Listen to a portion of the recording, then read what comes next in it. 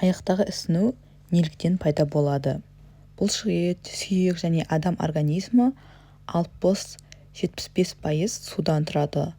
Бұл жасына және салмағына байланысты. Сұйықтықтың 1/3 бөлігі жасуша аралық аймақта орналасады. Ұсақ қан тамырлар сұйықтықты көп мөлшерде өткізгенде жасуша аралық аймақ суға толып, соның әсерінен ісіну пайда болады. Біздің денеміз, әрбір бөлігі, мүшеміз, ағзамыз барлығы жасушалардан тұрады.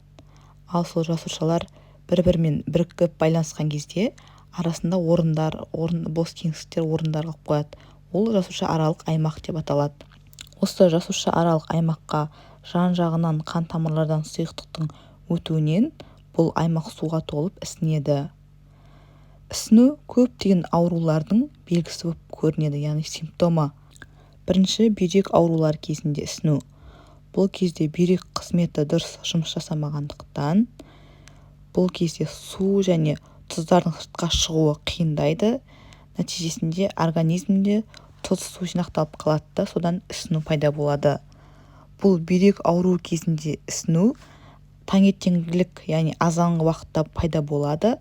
Алғашқы көрінісі көздің астының және қабақтың ісініп кетуі болады. Одан кейінгі жүрек, қан тамыр жүйесінің аурулары кезінде ісіну. Бұл кезде негізінен жүрек жеткіліксіздігі нәтижесінде дамиды. Бұл ісіну кешкі уақытта болады, ал таңертеңгілік уақытта кетіп қалады. Бұл кезде ісіну жиі аяқтың тобық аймағында ісінеді. Сонымен қатар жүрек және кеуде тұсында ауру сезімі, дискомфорт пайда болады.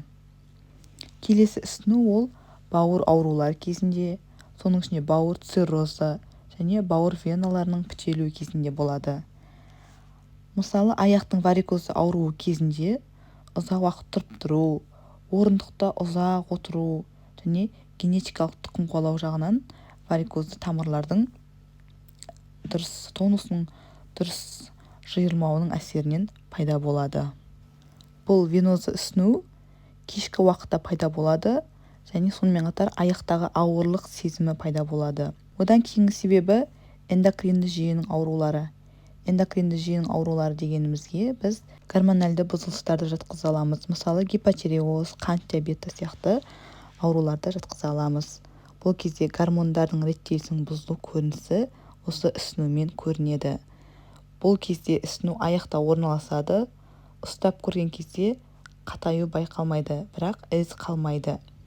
Ісінуден басқа көріністер пайда болады. Мысалы, артық салмақ, асқазан ішек жолдарының бұзылысы, мысалы, іш қату, пульстің сирек соғуы, ұйқышылдық жатады.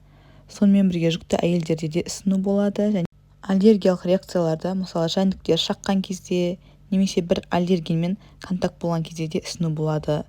Егер осындай клиникалар анықталса, дәрігерге жүгініп, осы ісінудің себебін анықтап, емдік жоспарды әрі қарай жалғастырамыз.